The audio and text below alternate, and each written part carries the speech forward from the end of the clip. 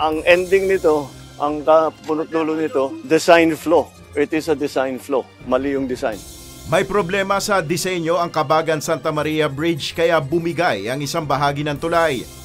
Ito ang isa sa nakitang problema ni Pangulong Ferdinand Marcos Jr. kaya bumagsak ang tulay noong February 27. Sa ambush interview sa Pangulo matapos ang kanyang inspeksyon kanina, sinabi nito na binawasan ang halaga ng proyekto mula sa original na budget na 1.8 billion pesos. Ang project cost nito is 1.8 billion. So binawasan to under 1 billion para makamura. Ayan, inayos ngayon, ginawa ngayon yung detailed design. Design is really weak. Dahil kung tutusin ninyo, this is supposed to be a suspension bridge, nakasabit. Nakaganyan yung arko na ganyan, tapos yung bridge suportado ng kable. Ito lang ang suspension bridge na nakita ko sa buong mundo na hindi kable. At yan na mismo ang bumigay. Ayan o, diyan bumigay yung bakal. Ayon sa Pangulo, sinunod naman ng kontraktor ang plano. Ngunit may malian niya sa specifications ng Isabela Bridge. Nais ni PBBM na agad na maisaayos ang tulay upang mapakinabangan.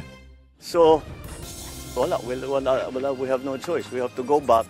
So, yung nagtitipid natin sa 1.8 million, useless. Ngayon, babalik na naman tayo. Gagastos na naman tayo ng malaki. Papalitan natin yung mga support, parang nagtayo na naman tayo ng bagong tulay.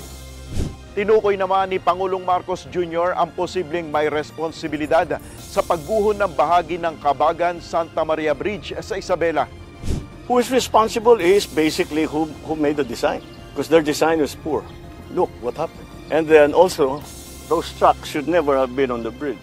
Ayon sa Department of Public Works and Highways, hanggang 44 tons na bigat ng sasakyan ang kayang i-accommodate ng landmark bridge na malayo sa 100 tons na truck na dumaan sa tulay noong February 27. November 2014 nang simula ng konstruksyon ng Cabagan-Santa Maria Bridge. Tuluyan namang nakumpleto ang proyekto noong February 1, 2025. Nel Maribuho, UNTV News and Rescue. Diyos ang aming sandigan, serbisyo publiko ang aming pinahalagahan.